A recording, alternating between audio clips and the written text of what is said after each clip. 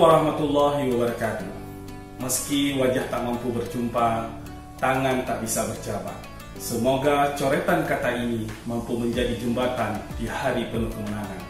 Saya, Tuanku Muhammad SPD MAG, selaku Ketua Fraksi PKS DPRK Banda Aceh, mengucapkan Selamat Hari Raya Idul Fitri 1442 Hijriah. Mari bersihkan diri di hari yang fitri. Semoga segala dosa dan kesalahan yang kita lakukan di masa lalu terampuni oleh Allah Subhanahu wa taala.